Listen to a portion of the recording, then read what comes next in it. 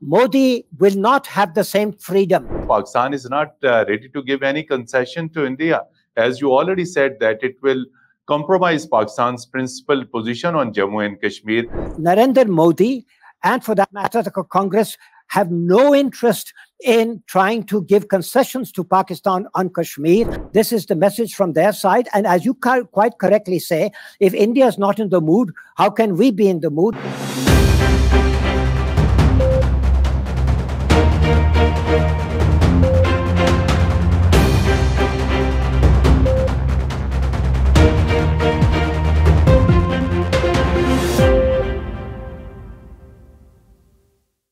Bismillah ar-Rahman ar-Rahim. Assalamu alaikum and hello to everyone. Very warm welcome to V News English program Insight. And dear viewers, today in program Insight, we will discuss the recent results of the Indian elections. And in the light of the elections, which political party will be able to form government? If it is BJP, then whether BJP will be forming the government all alone, or they will be going for certain other coalition partners. And if BJP is able to form the government, what will be the policy of BJP towards neighbors, towards Pakistan, whether they will be in a position to make any significant change in their previously adopted foreign policy, or whether there will be a new posture, new policy. And world powers have also been closely monitoring these elections, likewise Pakistan and other South Asian countries. To discuss the Indian election and the possibility of the new formation government and who will be forming this government, we have with us renowned expert and political analyst, former High Commissioner of Pakistan to India, Ambassador retired Ashraf Jahangir Qazi Sahab, who is considered as an authority on Indian affairs. Ambassador Ashraf Jahangir Qazi Sahab, very warm welcome to program Insight. Assalamu alaikum. Thank you so very much. It's a great honor to appear on your program. And it's a very important occasion. This massive election, which has taken place in India over the course of almost 2 weeks. Almost 1 billion people were the electorate of India, of which about 650 million people voted. So it was a colossal program. And we should congratulate India because it was successfully held without any of the scandals or any of the allegations. Exactly. Any of the violence, any of the scandal. Yes, which unfortunately we witnessed in a much briefer, smaller scale election. In India, this election has been very important, but it was held peacefully, without too much controversy. There's always something goes wrong in such a huge exercise, but overall, it was excellently held. And one should congratulate our neighbor, whatever our relations with it, on that basis. Having said that, Mr. Modi, yes, if I may continue, should I? Yes, please. I'm going to put a question to you.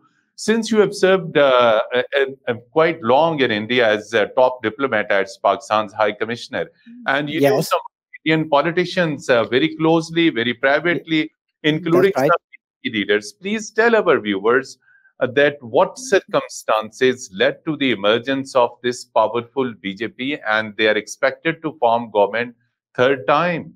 So how this BJP emerged over the last 20 years?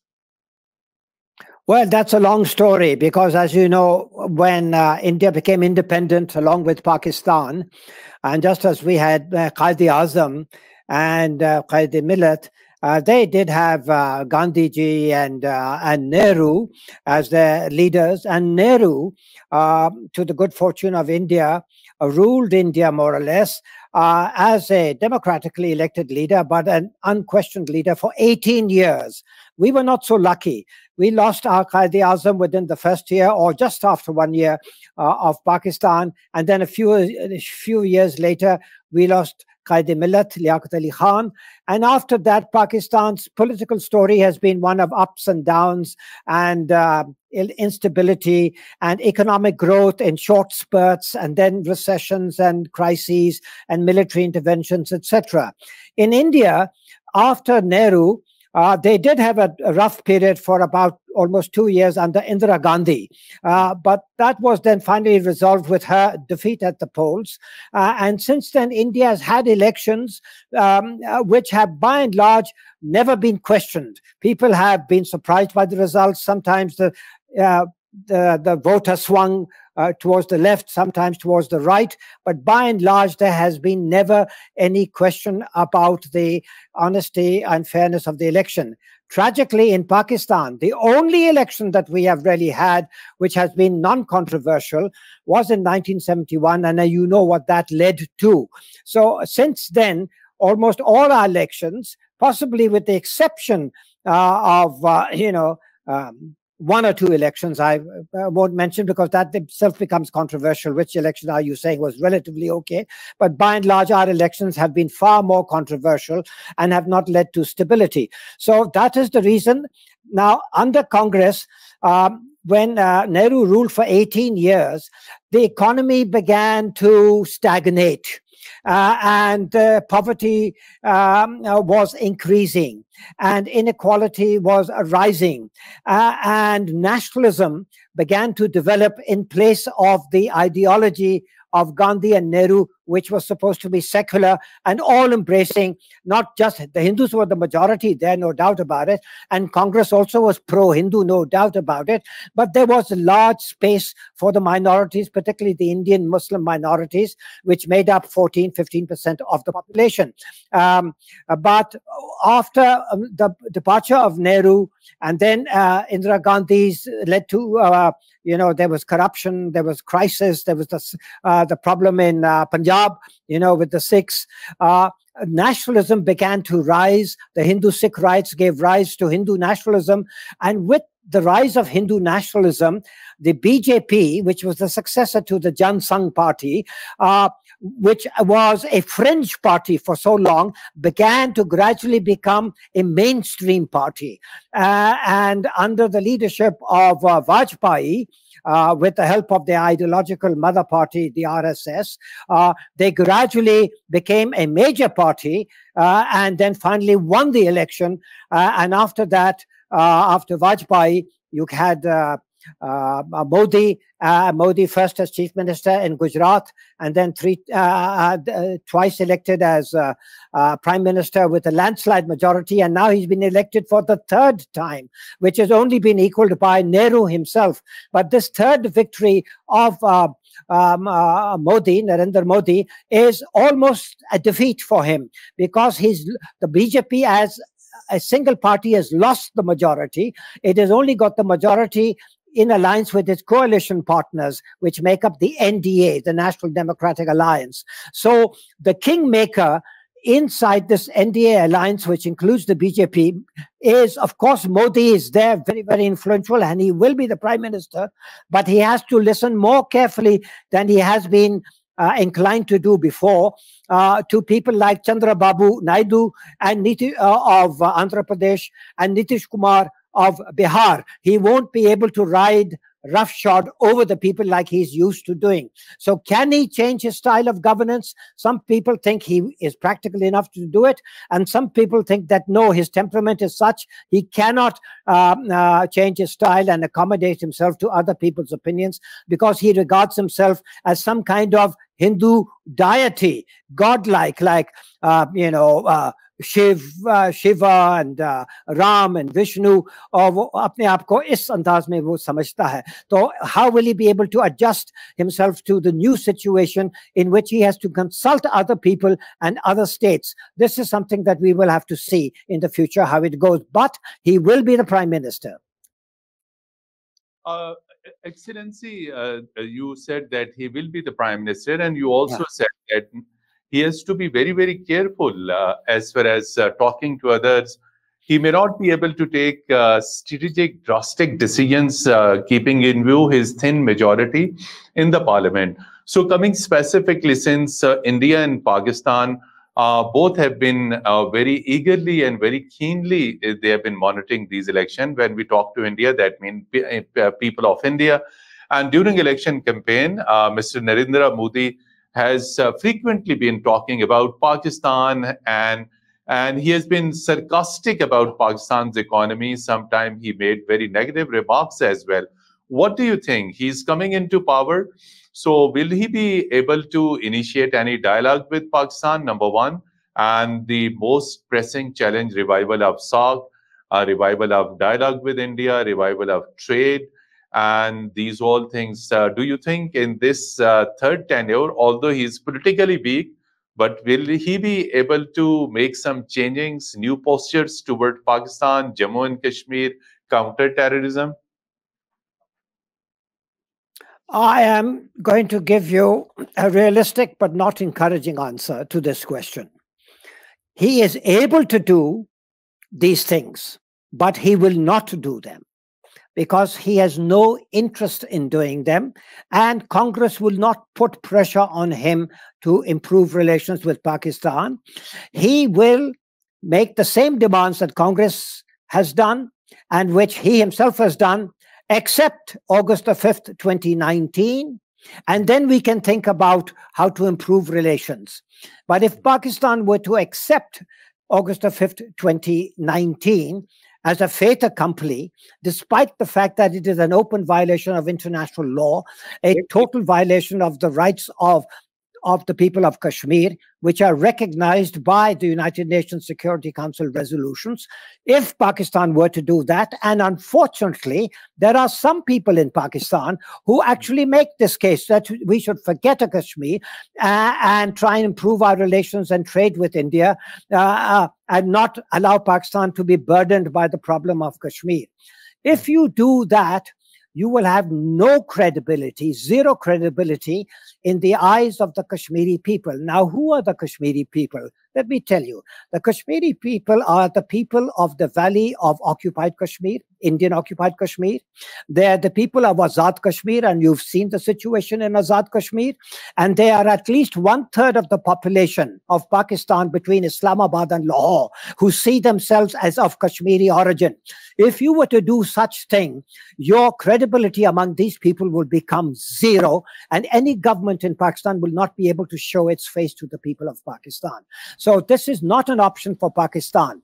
Since this is not an option for Pakistan, Narendra Modi, and for that matter, the Congress, have no interest in trying to give concessions to Pakistan on Kashmir in order to revive dialogue, in order to have trade, in order to have better relations. They may be, the Indians as individuals are interested in Pakistan. It's a neighbor. We have so much in common, our language, much of our culture, much of our past. We all belonged to one country at one time for many years and all.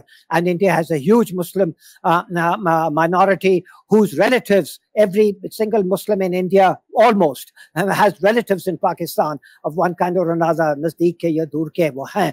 To un rishton ke bawajood, the fact of the matter is that no one in India is willing to make any concessions to Pakistan. Why? One, because of their own nationalism. Two, because they see, unfortunately, they see Pakistan as a failing state without options. So Pakistan kya kar sakta hai? Pakistan kuch nahi kar sakta hai. That is the attitude of India. और इसलिए हम क्यों फजूल में कोई concession दे सिर्फ बातचीत करने के लिए? हमें बात करने की कोई जरूरत ही नहीं. This is the attitude of the vast majority of Indians, whether they belong to the BJP, whether they belong to Congress, or whether they belong to other parts of India. That doesn't mean they hate Pakistan. No, they just see themselves as having already won the game. So, Ambassador Qazi Saab, as you said, that India is not ready to give any concession to Pakistan. So, it is same. Likewise, Pakistan is not ready to give any concession to India. As you already said, that it will compromise Pakistan's principal position on Jammu and Kashmir if Pakistan gives concession without getting any concession from India.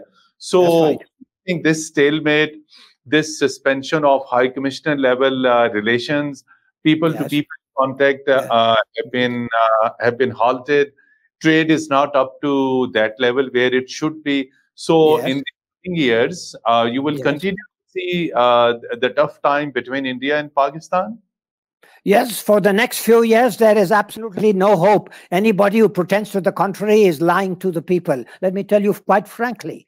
Quite frankly, I'm saying this on the basis of what little I have learned about India. And I was High Commissioner there for 5 years. And ever since then, I've followed Indian events and I have lots of friends in India and I've been in touch with them and I know what the feeling is. And many of them are very, very decent people who have many friends in Pakistan and are very interested in Pakistan. And quite frankly, this is the message from their side. And as you quite correctly say, if India is not in the mood, how can we be in the mood? And I've already explained that even if some people in Pakistan, especially the younger generation, many of them who don't care about history and say, "Bas, we should just think of ourselves, forget Kashmir. Why should we drown Pakistan because of Kashmir?" You will drown Pakistan if you become an unprincipled country which has got no respect for international law or the rights of those people whom you say are your jugular vein. If they are your jugular vein, Urdu में क्या कहते हैं वो अपना जो है शाहरग जो है, अगर शाहरग का आपको कोई परवाह नहीं है तो आप जिंदा कैसे हैं, आप इंसान कैसे हैं, आपको कौन सीरियसली लेगा कि इनको अपने शाहरग का कोई वो परवाह नहीं है. So for the next few years, now what should Pakistan do? What Pakistan needs to do is to develop its economy, democratize its polity, and get rid of all the problems that it's facing now, and gradually, over the next 3 or 4 years, come across very quickly, it can do it, come across as a credible country of 250 million people who are beginning to move in the right direction on the basis of the consent of people and on the basis of institutions that obey the Constitution of Pakistan. Once you do that, you will begin to be taken seriously by the world and also by India. Ambassador Qazi Saab, Mr. Narendra Modi during election campaign, he has been making many times many unwarranted remarks about Indian Muslims, and which led to, of course, this strong reaction from the Indian Muslims. And other than that, throughout his previous tenure, Indian Muslims have gone through one of the most horrible time, really, the way they were treated. So what do you think in this, the next tenure in the government, Mr. Narendra Modi, how he will face Indian Muslims, whether there will be any change of his policy, posture, his narrative, or he will continue to give tough time to Indian Muslims? Well, it's too early to say. As you quite correctly say, the record of Narendra Modi towards Muslims, who are almost 1/3 of the population, they're 1/3 of the population is all the Muslims of the subcontinent, 15% of the population of India, and other minorities, and particularly towards Muslims, and the kind of legislation that the BJP has passed, the CAA, etc., Citizen Act. Modi's record has been black, completely black, not a spot of white in it. He is responsible for the genocide in Gujarat. He is responsible for the genocide which is still underway in Kashmir, even if it is not grabbing the headlines like Gaza. But nonetheless, the Genocide Watch has issued 2 genocide alerts with regard to Kashmir after August the 5th, 2019. So, and on top of that, Modi sees Pakistan as a failing state without options. Now, you're asking me the question, can Modi change? This is something that only Modi can answer and the future can tell. Modi will not have the same freedom because, as you correctly said, he will now have to consult with his coalition partners. And 2 of his most important coalition partners are Nitish Kumar of Bihar and Chandrababu Naidu of Andhra Pradesh, and they are secular in their politics. They do not believe in Hindutva, even though they are Hindus themselves, Indians, nationalist Indians, and back India's foreign policy, but they don't believe in the communal policy of Modi. Now, so will Modi adjust to this new situation in which he cannot have it all his way? So it's impossible for me or anybody to anticipate that, but he knows he will have to do it. Some of my Indian friends have told me that he's incapable of changing because his temperament. So in 2 years' time, there will be a presidential election in India, and he might try and become a candidate to become the president of India.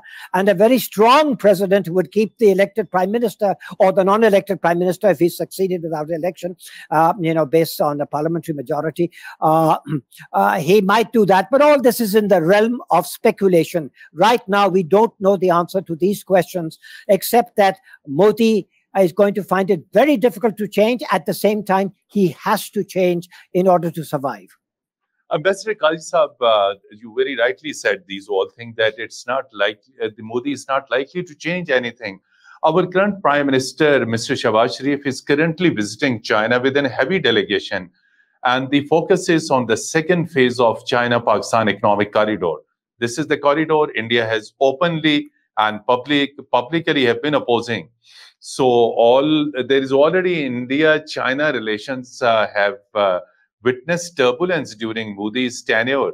So how you see in the coming years Modi's policy towards China and China-Pakistan relations, which have been, of course, quite irritating for India. So what do you think, whether he'll be able to have an irritating relationship with China? He will continue to give threats to CPAC the way his other deputies like Amit Shah, like Rajnath Singh, and like Mr. Deval, National Security Advisor, they have openly been talking against China-Pakistan relations and CPAC. So your thoughts?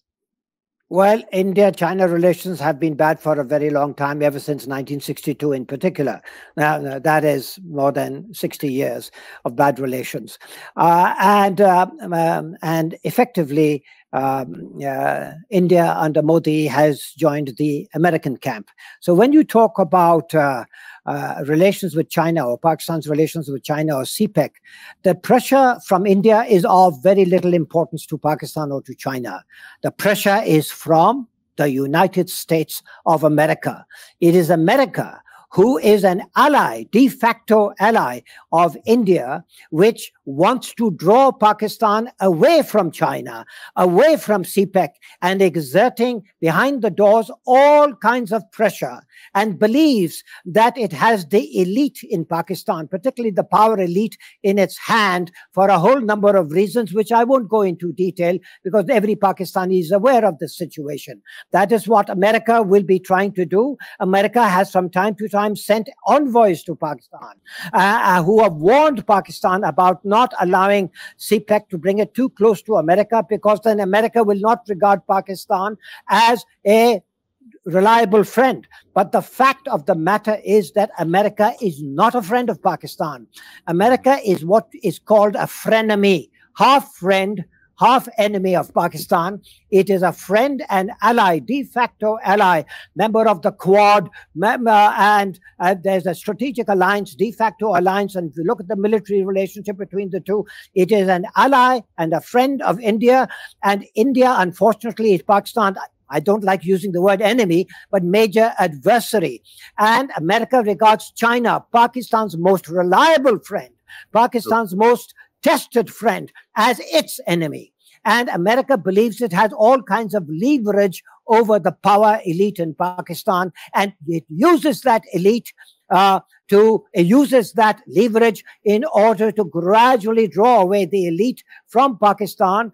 And unfortunately, the fact of the matter is, how long will China be able to rely on Pakistan as a trusted ally in these circumstances? Pakistan has to be very, very careful. Yes, we have our prime minister there, and the second phase of CPEC is extremely important. But at the same time, the American plan to undermine CPEC is also in full gear. And Pakistan cannot sustain the pressure from both sides. It has to make its choice, which is clear. What that choice will be, I know what it should be. What it will be is less clear. Ambassador Kazi Sahib, you very rightly explaining the Indian posture, but in the last tenure, whatever India did, their 8 ex-naval officers were caught spying in Qatar, and then there have been Indian proxies on the soil of the United States and Canada. Their intelligence have been targeting overseas Sikh leaders, particularly Khalistan leaders. These all things, India has to call back many of its diplomats and faced global criticism. Keeping in view, do you think that in the third tenure, Modi will change or bring change in his team, particularly his national security advisor, his defense minister, and Mr. Amit Shah? They have been the key elements and the factors behind these hardliner policies. Yes, you're very right. And you didn't mention India's assassination program inside Pakistan itself, Yes, which also Pakistan. That's killing. probably the most serious problem. The fact of the matter is that India has been caught with its pants down there. There's no doubt about it, and India has been hugely embarrassed. But because of the strategic importance of it to the United States, America, while criticizing India, while openly backing Canada in its case against India, has not imposed any sanctions and will not impose any sanctions on India, nor will it encourage Canada to step up its criticism or, let's say, actions against India, because that would embarrass the United States, and Canada is an ally of the United States. Similarly, in Qatar and these places, as you know, who went and attended the opening of the Hindu temple, in Dubai. So, I mean, so these things are there. They cause temporary embarrassment, but the longer term relationship between the Gulf and India is very secure, because whereas Pakistan is regarded as a country which wants money from the Gulf wants money from India.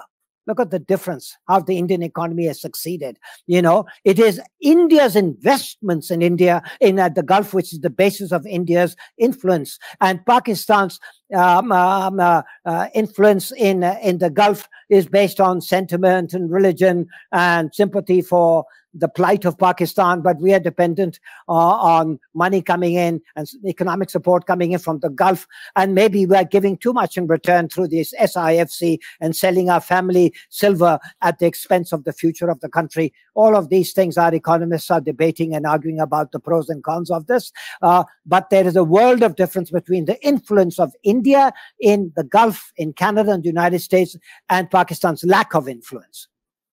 Ambassador Qazi Saab, we will talk about region, because region is more important for Pakistan, Afghanistan, then Nepal, then Bangladesh, and then Sri Lanka. These all countries somehow have been victims of India as well.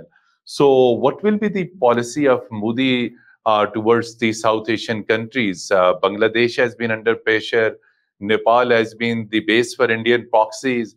Then Afghanistan is also not a hidden secret. It's an open secret. Indian support to the TTP and other terrorist elements on Afghan soil.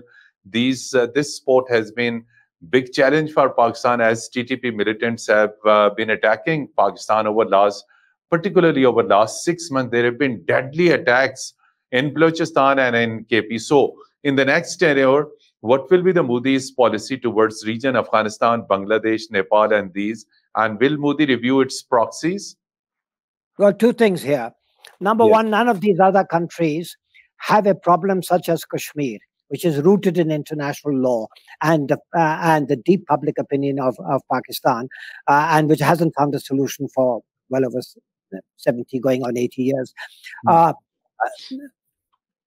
people resent the bullying tactics of India in many of these countries, if not all of these countries. Afghanistan has a better relationship with India because of its unfortunate differences with Pakistan, with which you are aware. Bangladesh has reconciled itself that it has no options vis-a-vis India, so its best policy towards India is not to offend it beyond a certain extent, even though they resent it, because many of India's anti-Muslim problems, legislation, including the CAA, targets Bengali Muslims who have settled in Assam. So there is deep resentment amongst our Bengali brothers, East Pakistani brothers, Bangladeshi brothers, against India, but they recognize their lack of options. In Pakistan, we have always looked upon ourselves as being the only country, with the help of our strategic relationship with China, that can stand up to India. And there was a large measure of truth in this. But unfortunately and tragically, we have not governed ourselves in such a way to realize the potential of this alliance with China. If we had provided good governance, good political and economic governance and all, today Pakistan would have been a major, smaller, but major counterforce to India. And you don't have to fight wars with India. You don't have to be an enemy of India to be able to check its aspirations for hegemony in South Asia. Today, unfortunately, for the time being and for the next several years, until Pakistan recovers, Pakistan cannot play this role because of its present economic and political situation and its social indices and its reputation in the international community. Ambassador Kaisa, we are moving towards the end of the program. When there was new government led by Mr. Shahbaz Sharif as Prime Minister, a brief a message from Indian Prime Minister Narendra Modi was sent to Pakistan. So what do you think at this moment? Will Pakistani leadership greet Mr. Modi? Because these are always formalities and pleasantries. Yes, we should do so. That's a protocol requirement. And we are a civilized people, or so we claim to be. And India, he tweeted, I don't think he sent a written message or letter. He tweeted a message, so we can tweet back a message of congratulations to Prime Minister Modi on being elected for the third time and wishing the people of India well under his governance and hoping for the opportunity to arise for a better relationship. You know, words of that kind, you can reciprocate the message that if you don't do it, it won't look good. There are certain protocol requirements which are civilized countries respect all over the world, and we should also follow them. Only because during election campaign, we heard Rajnath Singh, we will snatch Azad Jammu and Kashmir, we will give lesson to Pakistan. What do you think? These have been only election slogans, or after coming into power, there will be any? There could be the possibility of any misadventure from India towards Pakistan or Azad Jammu and Kashmir? Well, there's always that risk. There's always that possibility. And usually it happens just before the Indian elections when Modi wants to sort of ensure a landslide victory. This time it didn't happen. But as you mentioned that in his speeches, Modi made certain remarks. The other people don't matter. What matters is who is the Prime Minister of India. A chief minister or another cabinet minister is allowed to say anything he wants to say. They have an audience there. They like to hear these things and all. So maybe you get some popularity and some votes. No, that's not important. You know, what is important is what Modi will say. Now, Modi did make a few remarks about Muslims, his own citizens as being Guspetiye, infiltrators. He wasn't insulting Pakistan, he was insulting India. And as a result of which, 76% of the Muslims voted for Congress. Normally, it's around about 52, 53%, because under Vajpayee, the BJP was able to get a substantial share of the Muslim vote on the claim that under BJP rule in states, there are never any anti-Muslim riots. Thank you so much. Modi can't make this claim. Yes.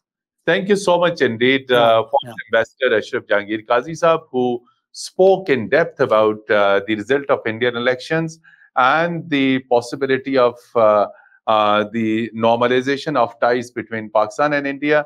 And dear viewers, as Ambassador Ashraf Jahangir Qazi Sahab said, there may not be any change of the policy from New Delhi towards Islamabad. Status quo will remain as it was maintained by the previous tenure of BJP-led government. Thank you once again, Ambassador Ashraf Jahangir. Thank you so much. And speaking to program perspective of View News English Pakistan.